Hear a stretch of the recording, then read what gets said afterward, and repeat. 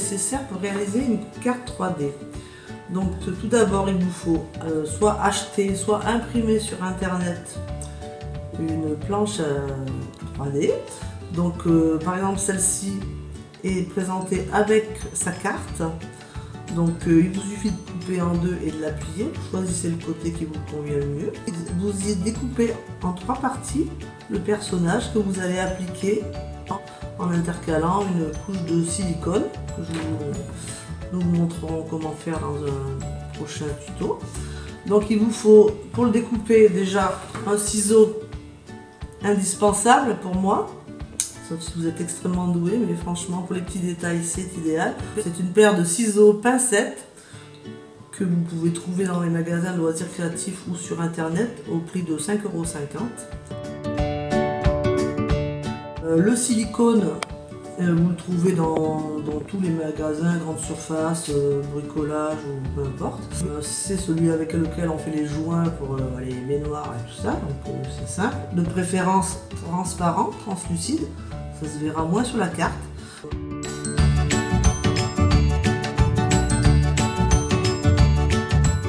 Puisqu'au départ, pour les débutants, on préconise des petits carrés mousse collés, mais moi je trouve ça très inesthétique.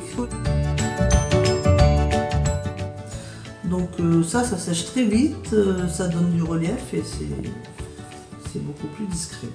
Voilà, donc les planches, elles se présentent donc soit comme ça, comme je vous dis, avec directement la carte qui va servir de support, soit des cartes comme ça, ou dans ce cas vous devrez coller sur un papier cartonné, papier dessin un peu épais.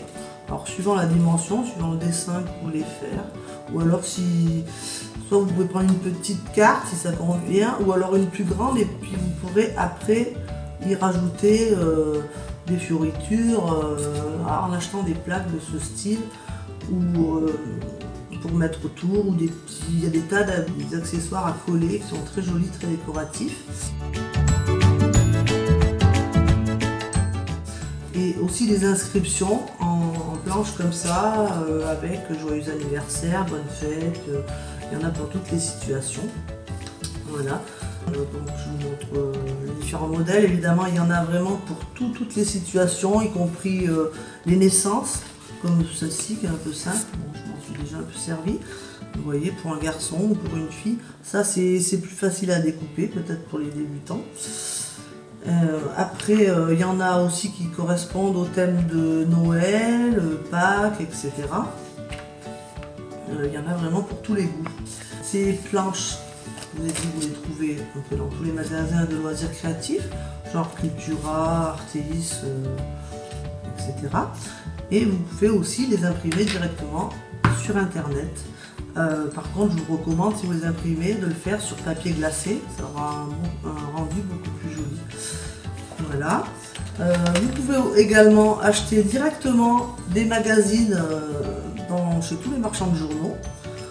Alors, celui-ci est plus adapté pour les cartes pour les enfants. Hein. Vous voyez, Winnie l'ourson.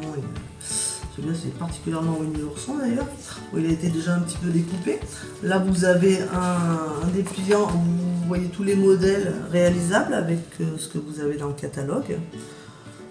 Il y a des explications qui sont parfois en étranger, méfiez-vous, parce que souvent ces catalogues viennent de Hollande ou d'Allemagne, enfin, donc ils ne sont pas toujours traduits en français. Enfin, une fois que vous avez compris le système, il n'y a pas besoin de parler plusieurs langues.